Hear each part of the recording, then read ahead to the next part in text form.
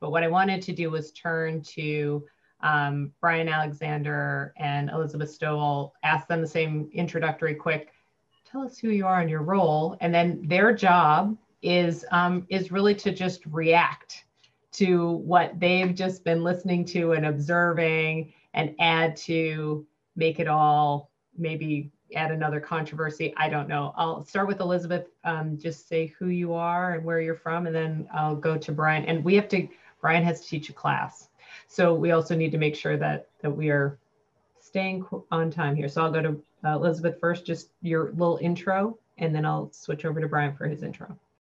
Thanks, Suzanne. So I'm Elizabeth Stovall. I've been at Microsoft in various roles associated with education for about 5 years. I'm currently on the higher education strategy team for Microsoft Education. And previous to that, I did work at the University of Illinois at Urbana-Champaign in the College of Engineering, where I helped launch a new department of bioengineering. And I worked for about 2 years for the consortium of the institutions in the Midwest that are associated with Big Ten. If you guys do the athletic lingo, I have been on some committee discussions associated with her from The Ohio State University. So I've been in and around higher ed for quite some time. And Suzanne, thank you for saying that once you're in higher ed, you're always in higher ed. So I felt very welcome. And I appreciated that feeling coming into this panel. So happy to be here and looking forward to discussion. Thank you. Brian, turning it over to you for your intro, and then I'm going to have you start with your observations and provocations. Sure. First of all, thank you very much for hosting. This is a fantastic group of people. I'm just delighted to see some old friends and to make some new ones. And I'm especially glad this is a global one. I mean, I'm sad that my German friends have been working ridiculous hours, but I'm very glad for them to fight the enormous monster that is time zones. My name is Brian Alexander. I'm a futurist specializing in the future of higher education. That means I make media, I write books. I'll also teach at Georgetown University in their Learning, Design, and Technology program. My own academic background is a PhD in English literature, and I used to travel an awful lot until March. So I'm actually going to kick this off with a question to Brian. And Suzanne, you have been very much a proponent of flexibility and agileness. And so I'm going to maybe tweak this a little bit and just say that we hope that you will join us in discussion. So if we say something and you would like to add to that commentary, I think that would be a great use of this time. So I hope that that's okay, that anybody feels free to contribute. But my question to Brian would be, and again, I thanked him yesterday. We had a quick little chat and I said, you know, I really thank you in your role as a futurist that he convened so many groups of higher ed leaders, right? I've learned so much in listening to some of the forums, and I think stepping up in that situation was a great thing to do. But the question I would ask Brian is, you know, your book just came out, Academia Next, The Futures of Higher Education. And I'm curious if you have a pre-COVID and a post-COVID view as far as what you would have said or thought was important pre-COVID and how that's been impacted since the pandemic has hit. You know, we all know there have been systemic challenges in higher ed for quite some time. And there were some trends that were proposed by many, many people, World Economic Forum being one of them. And then March happened. So I would like to pose that question to Brian. What's changed and what's the same? Well, it's a great question. Thank you. And to answer it, I have to say first that this is kind of some of what I want to say complements what I've heard from this esteemed panel in the preceding hour. One of the changes that is well known around the world is demographics, simply that our populations are getting older and producing fewer children. And this means a lot for universities and colleges that teach traditional age undergraduates, aged 18 to 24. So a second huge problem is that American higher education has become financially less and less stable, less and less sustainable. Public universities have often been suffering from defunding from their state governments. We have a whole national level of anxiety about higher and higher published tuition rates, as well as some outcomes of higher education. An additional challenge that is not largely discussed is the starting to be felt impacts of climate change. on everything from curriculum and research to student movements to the possibility of having to redesign or even move entire campuses. On top of this, there is in the United States a rising reputational challenge that higher education was facing. Now, COVID basically threw gasoline onto all those fires.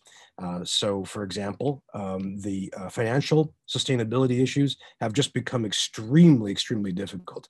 Public universities are suffering because state governments are now being clobbered financially thanks to the recession. A lot of universities and colleges are suffering because families are not necessarily eager to send their members to either a face-to-face campus where they could risk infection or online where they may feel they get substandard education. And we've seen this already with data showing that total enrollment in American higher education is down about 3.5% this fall. By the way, that's the continuation of an 8-year-long trend. American higher education enrollment peaked around 2012. Another problem is that starting in March, when I stopped flying, we all went online. 99.9% of American higher education went online in a hurry, which is a great story. It's a testimony to the kind of innovation that my colleagues here have been discussing so far. Now, we did that in a hurry without a lot of preparation or basically any resources at all, but we made it happen. And now we're refining it, which is a great story. On the other hand, we have to wrestle with public perception and potential dislike of all this experience. And on top of this, we have the amazing developments in the United States of this big movement against anti-Black racism, which is making us rethink how we redesign higher education with an eye towards equity and social justice. So again, I think all those challenges and pressures that were just leaning on American higher education have now become much stronger. And we are in a moment where we have to bend, adapt, and change or break. That actually brings up a thought that when the pandemic hit, and I'm not a huge social media person by any means, so just don't quiz me on any of that. I'm going to be honest. I have a love hate relationship with social media. But I saw a tweet from the World Economic Forum, and it struck me, and I actually used it in a slide deck that I use as conversation right now, which it said, despite innovations in technology, we've not yet seen the great shift to accessible, affordable, high quality education. Perhaps now is that moment. And that struck me at, as we talk about, technology for technology's sake is not a thing. So it's not a destination. It's a journey. And I would like to open up to conversation, if you guys don't mind, about the thought behind, there have been challenges, right? So this is not new. Access and equity is not a new conversation, but it's shed different light on it. I don't think that people were aware of the depth to which there was such disparity and gaps, because it was hidden, by the fact that there were libraries and there were labs and there were situations that students could use, so that you didn't know that, the student had nothing, no device. By the way, my son, who has access to technology, broke his laptop, did not tell me, and did all of his work on his smartphone for an entire quarter without letting me know that that's what was happening. And I'm like, I really hope your grades are good, because this is not a conversation we're going to have. He never told me that he did not have a laptop for an entire term. He's like, I just use my phone. But it's a conversation, like, what's that equity conversation? So at Microsoft, what we're now seeing, we're having conversations in higher ed we never had before, because higher ed was always a bring your own device. So that device conversation was pretty much, you might be interested, but that's not a first in the door conversation we're ever going to have. And now we have institutions talking about device as a service, because they realize they have to provide some kind of equity in the access to devices for students and for faculty. So understanding that faculty didn't have the level of technology access maybe that they thought as well. So I would love to see what you're seeing at your institutions and your thoughts on shining that light on the inequities and what's really going to change. You're here. Can I make a very quick comment here? Because I participated in some large scale surveys of some large universities. And while they have identified the technology as a significant source of inequity, it's not nearly as big as the, let's call it the environment that the students flag, that they have a safe, comfortable environment in which to work and study was flagged as that was just an interesting result I found came out of these surveys. And that's exactly what I was going to say, Carl. So thank you for that, for validating my anecdata with actual data. What we heard most from faculty in our D term when we went remote, and for us, by the way, it wasn't the middle of a semester, right? Because we're on these 7-week terms. Back in March, it was actually between terms. So it was students and faculty that didn't have relationships already that were starting anew for that remote term. What we heard overwhelmingly from faculty was, oh my gosh, I had no idea that our students were dealing with these kind of environments at home, because most of them aren't normally at home, right? But they were in this case. And I feel like I know and appreciate them so much more. I understand them so much more. I can see them so much better now, understanding what they're all dealing with. And that was a really much more influential thing than the whole, am I doing it on my smartphone or my iPad or my laptop piece? Although I'm so with you with a college-age son who only told us at the end of a whole term of physics that, oh, I didn't really have any money, so I didn't buy the textbook, as opposed to saying like, I need a textbook. Actually having that, I'm so with you on that, Elizabeth.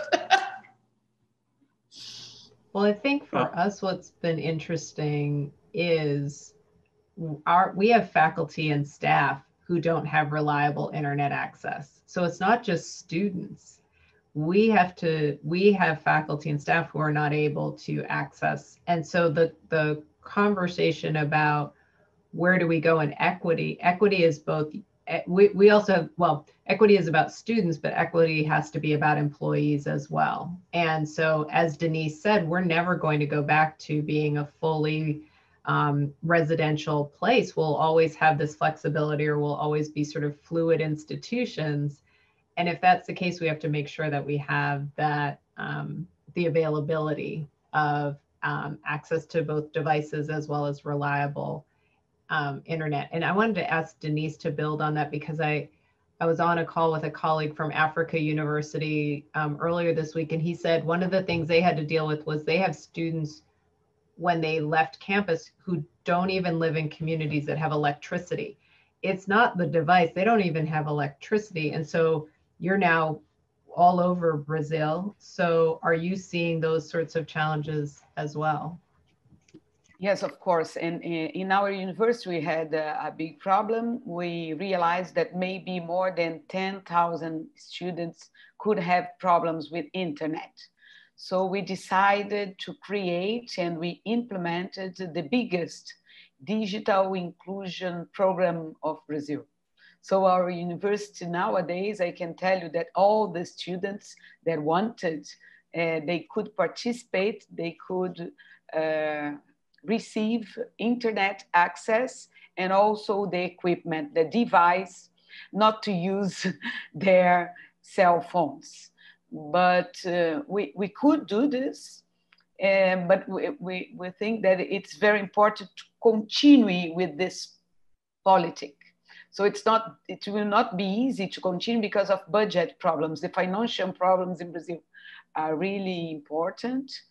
But we have to face this challenge because it's important for them. Even in-person teaching is important for the students when they arrive at home to have internet access. So I do not agree that even if we came to our normal world, what people call normal world before the pandemic, even if we come to these in-person kind of, they have to have access at their homes. But what we cannot solve is the environment at their houses. This is an important issue.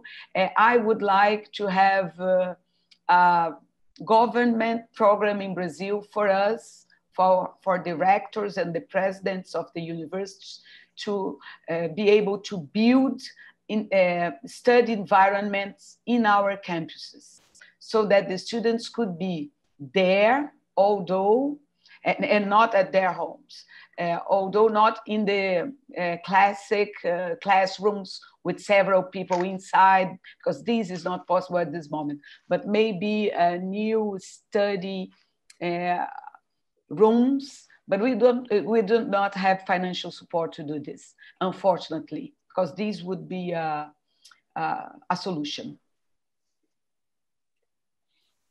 Thank you, Denise. That actually brings up another avenue of discussion on this, and thank you for bringing up the topic of the learning environment. Because what this made me think of is that, and I want your feedback on how your institutions are perceiving some of these culture changes that are gonna be needed versus and how you look at these different changes. But my question to you guys would be around, you know, I guess the best way to put this is, so if the university at one point was like in loco parentis, right? Like we are that stopgap between when the traditional age student left their home and goes out into society, it's now evolved and morphed to universities being in lieu of society. Like there's so much of society's role to the individual that universities have to serve. And I'm wondering what the thoughts are at your institution on, if we do the look back that Suzanne challenged us with, is where is that going to go? Because it has highlighted even more so how crucial higher ed is in the ecosystem of just the societal piece, not even just the education piece. And what are the roles of all of us? So like, I'm a technology platform provider.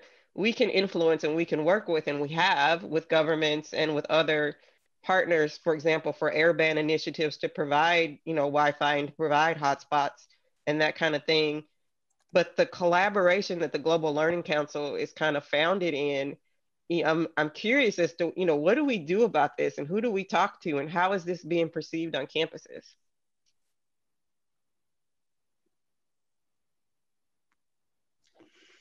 Well, you know, I'm chair of the board for the American Council on Education. We just reviewed this week the latest report from NASPA on student mental health. And as you know, we were facing historically high levels of anxiety and depression before the pandemic. And now we just layered on a pandemic, a recession, social unrest, and a lot of other things.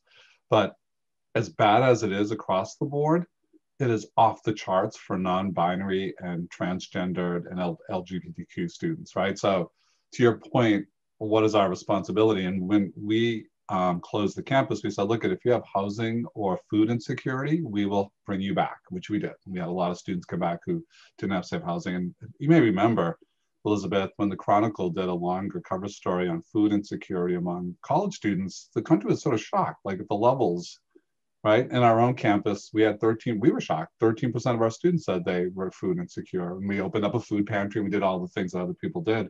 But we now have to step up our game in terms of how we support issues of mental health. We opened up that sense of hardship. So we said to students, especially, you know, we didn't single out, said, if you can't be in your community, and what we were thinking about, if you're a transgendered student in rural New Hampshire, you probably want to be back on campus, because that's where we can support you and you can have a sense of community and be safer. So the technology inequities are just one piece of a larger societal inequity around a lot of these things, in which we're now being asked to connect the dots again. And I think it's to your point, at least I inferred from what you were saying, is that in some ways, we actually had moved away from the sort of paterfamilias role, right? You come to campus, but now students are mobile, they have income, they have cars. They're like, we don't do what we used to do with campuses. I don't know if we're going to see a sort of return to sort of an older sort of form of how we thought about campus life for traditional age students. So my name is Lee Vjestvang. I'm the Associate Vice President for Learning Technology at Ohio State University. And I'm so grateful to be here and listen in on this conversation. And I appreciate your question, Elizabeth. I think to me, you know, we've talked a lot in this conversation about the, you know, sort of pulling back the curtain on the inequities that actually exist within our student body, and that we are able to that disappear to some degree, right, are less apparent and visible immediately when our students are living within our campus walls. And I think there's this reckoning, obviously, that we have to do with the fact that those inequities are so deep outside of our institutions. But I think it feels to me like a time of really having to kind of dissolve the walls around our institutions and think about not just how do we serve our own students, whether they're on our campus or not, and the deep divides that exist in terms of a whole range of resources and supports for students, but also how do we dissolve those walls and look at the continue to develop and maybe accelerate the questions we ask around the roles we play in our communities, and how are we drawing together the connections. In my community, our local public library has a whole council and set of discussions happening with local leadership around broadband as a utility, and how do we think about, so really to me, thinking about how do we really expand the role of our institutions in building towards more avenues towards kind of gainful employment, and thinking also there's some really great points being made around what are the kinds of cognitive skills that students need to develop, and how can those be programs that we develop maybe not only for students within our own walls, but that are more broadly available across our communities. And so I guess I'm gonna maybe end with a question here. I lead the tools that, among other things, one of the things that my team does is runs the tool set that has enabled all of our virtual learning. And the lift that we've done to make that possible has been huge.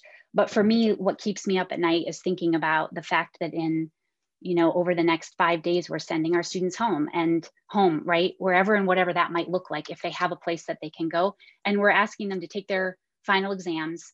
And we're not able at our scale to ensure that all of our students can do that. And to me, what that means is it's heartbreaking and very hard to carry that. So my question is kind of, I guess I think about the immediate steps.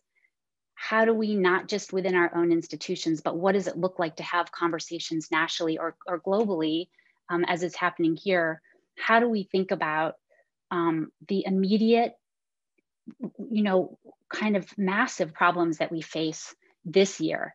But then how do we not have our problem solving focus in such a kind of incremental level that we don't lift up our eyes on the horizon and say, what does this look like 10 years out? What should this look like? And what does it look like to have a conversation nationally or globally to ensure that we are moving together as a field?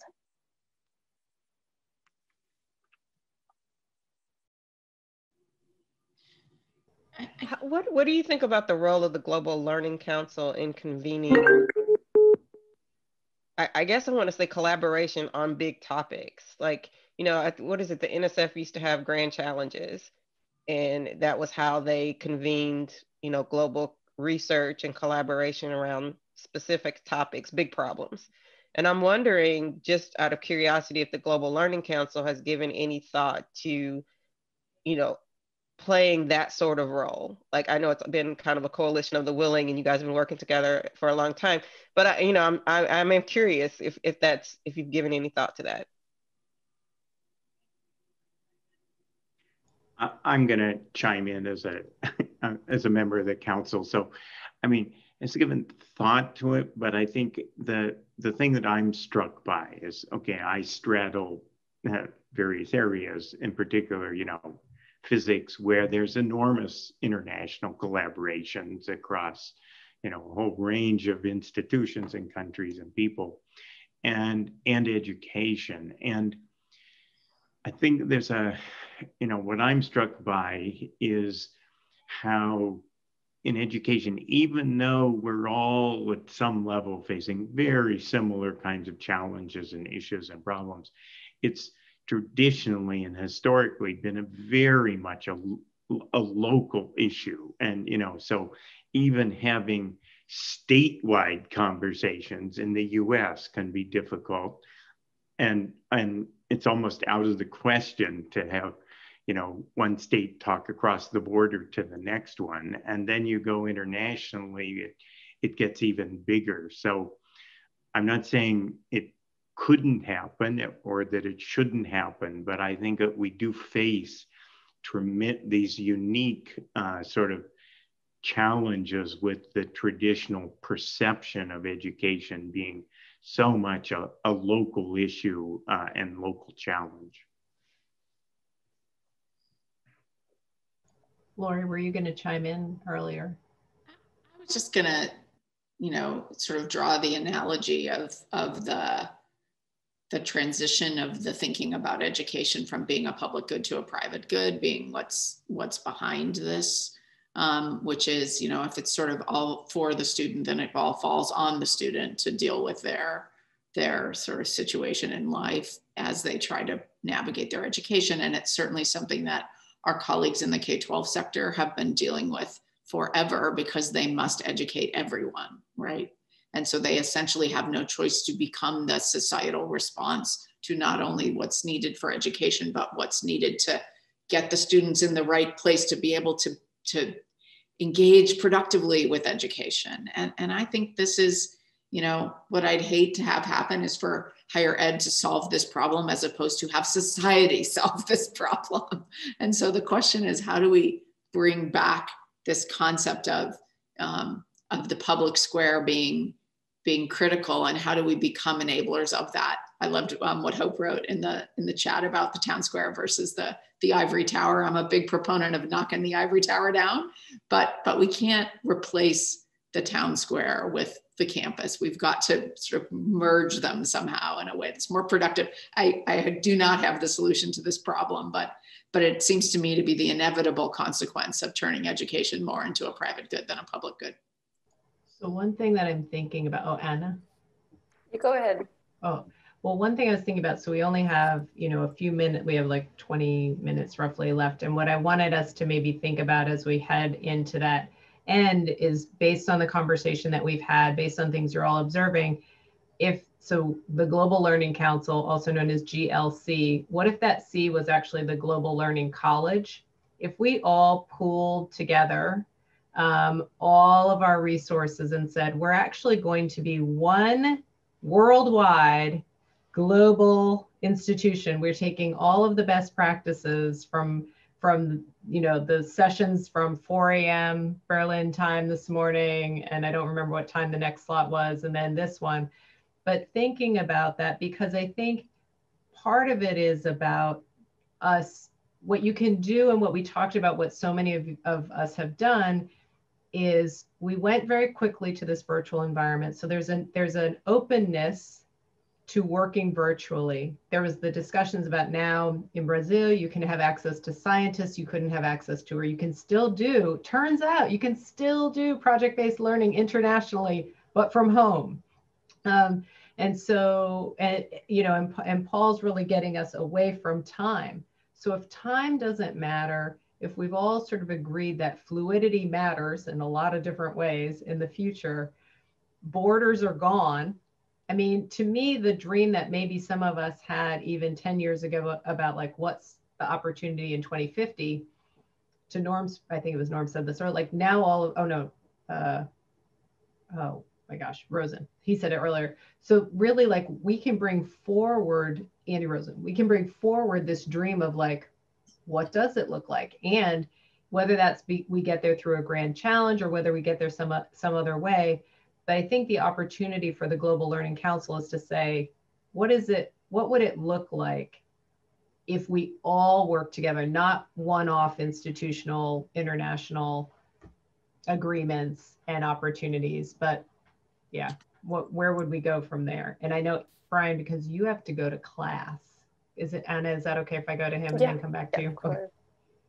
As a futurist, I should try and go first. I mean, I think this is a great vision, Suzanne, and I think it ties in a kind of macro picture and an operational picture.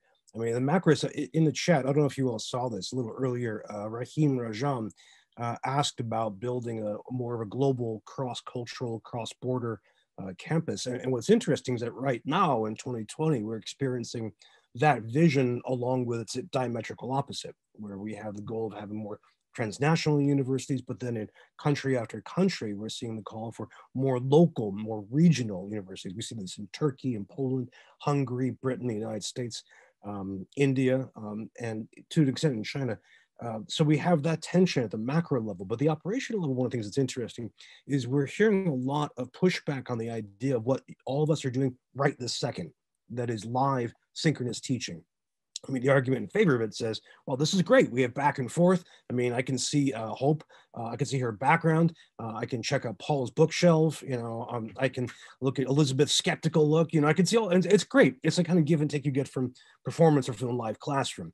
On the other hand, it runs straight into the digital divide, which parenthetically, 2020 is the first year I've heard people talking about this at scale.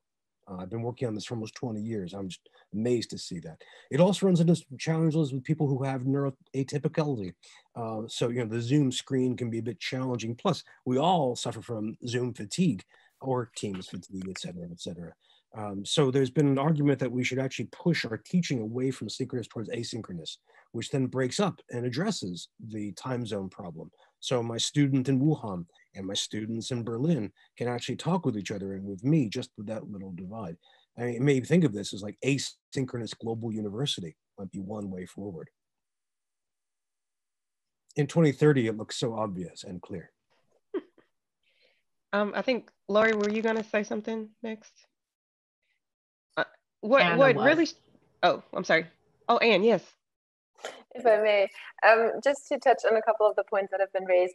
I think, I don't know if you all had a chance already to watch the video, the pre-recordings that we did from the survey.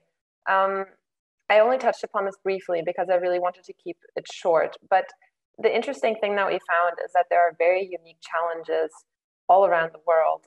There are also similar challenges, but there are also very unique things that come up that necessitate different responses. And the solutions are sort of like building blocks. There's not one solution forward, I think. I think you kind of have to pick and choose what works for you, which speaks to the flexibility of finding solutions and finding flexible solutions as well.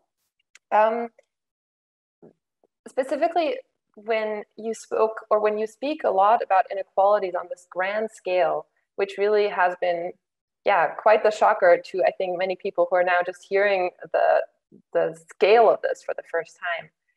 I wonder if maybe the role of higher ed is not to provide the solutions, but to push this question out into the public. Because as someone said in another slot earlier today, if you're building a school, you don't expect the school to also build the street that leads to the school. You expect the government to build that street. And if we're talking about the infrastructure and the technology connecting people to digital learning, then maybe the universities are not the ones who have to provide the entire street as well. And so from the Global Learning Council perspective, I think the one thing that we can offer is also to enrich these discussions from different sectors. This is really something, we have people who talk about this in terms of policy recommendations, who talk about this in terms of what are solutions, partnerships in the industry. And I think this is where we can really maybe have the biggest impact, to go beyond our own sectors, our own horizons, our own perspectives, and say, how can we now really ask for the things that we need that maybe we don't have to solve in higher ed ourselves. So that just as a little GLC perspective. Yeah, it also makes me think, again, finding those topics that everyone has their own individual, perspective, at the state level, local, whatever that is. But there are, those topics that go across. And I do have one example that, probably no one would have ever thought. So the consortium that Leave and belongs to and that I used to work for, they had a program around lesser taught languages. Because what they realized is that no one campus, it wasn't worth it for one campus to teach whatever it was, Romantic, whatever. And because there was that core need and it benefited everyone, they actually created a program where you could take the language at whatever campus and get credit for it across the other 14 or 15 or whatever it was. And I just give that as an example of when we need to, we can act in concert and collaborate.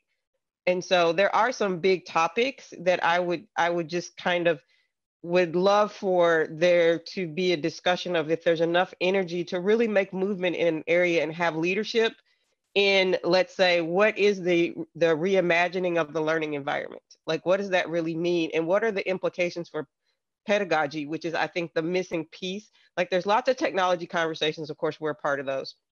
There's lots of pedagogy conversations. We're maybe not a part of those as Microsoft. There needs to be like a meeting of the two, because we as a company, a platform provider, can't make any progress if we don't understand what we're impacting. And likewise, there are things that the technology makes possible that by itself, without technology, is not really a thing that can happen. So I'm just giving that as an example. Of course, you know, technology is not the thing, but there are those areas where if you think about it, it really takes all of us working together to make some movement. And maybe it's trying some things and putting it out there in the ecosystem and see if there's some traction around a certain activity. So that's all I was saying. Sorry. I just want to jump in for a sec. I work with students who are doing these cross-cultural collaborations, and I just heard a student presentation of students in Cancun and students in Rochester, New York. So students in Cancun were dealing with a hurricane recently and the pandemic, and students in Rochester are dealing with police brutality and the pandemic. And both are in community college settings.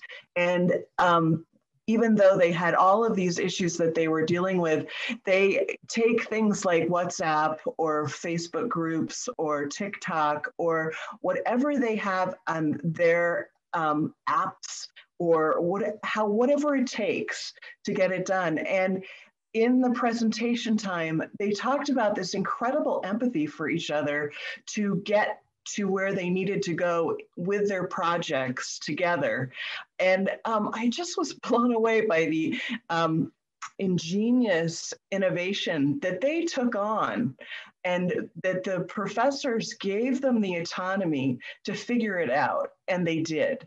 And I think that we have to give our students some credit, and I understand what has also been said, and that we need to guide them. And I think we need to facilitate this learning process. But I think the students just need some structure, and then they can go and do all of these fabulous things with our support. But in these really challenging times, I feel like we're hearing from students who are working on these virtual exchange projects that the professors are saying they're being blown out of the water by how the students are figuring out how to answer these problems and work together.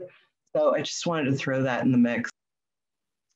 You know, Hope's comment makes me wonder, I've been listening to this conversation and thinking about how does higher ed take this role on the challenges that Elizabeth has articulated. And I wonder if we're just not the right industry.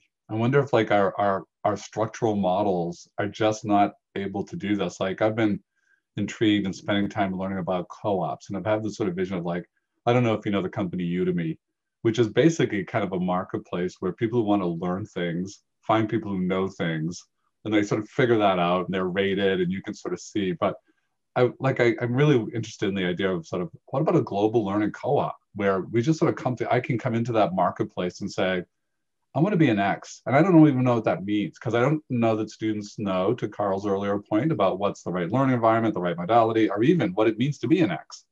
But if I come in with that question, I wonder if there's a better way for me to explore that at a way that is more owned by me as a learner, that's more cooperative, that's more social learning, that is much more affordable, much more equitable, that crosses boundaries. I just don't know. I wonder if we're a little bit like, you know, I don't know, the horse carriage maker saying, you know what, someone's going to figure out how to get to places faster and other ways. And you know, these horses are a pain in the ass, but let's figure out how to keep that horse hitched up. That's a terrible analogy, but something like that.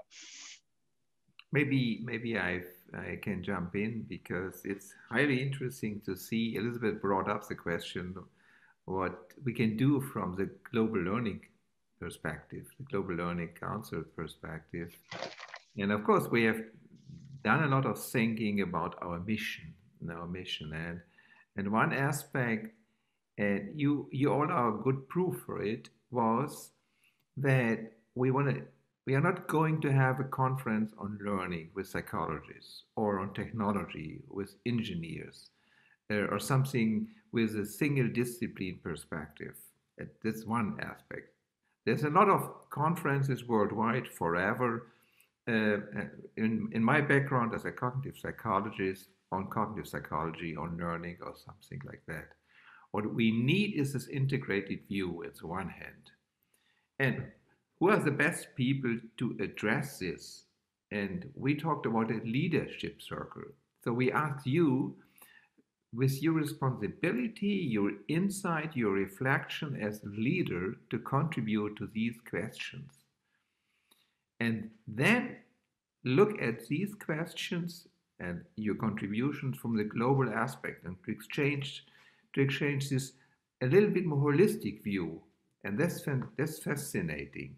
And I guess what we learned from 4 o'clock in the morning till now 8 o'clock in the evening, that GLC is a real kind of platform, and we have to develop this idea a little bit more. And some ideas came up to really, support or whatever, organize this kind of exchange, collaboration probably, or at least a conversation. And after today, after having these 3 sessions, we have to think about probably ways to have concrete examples to do this.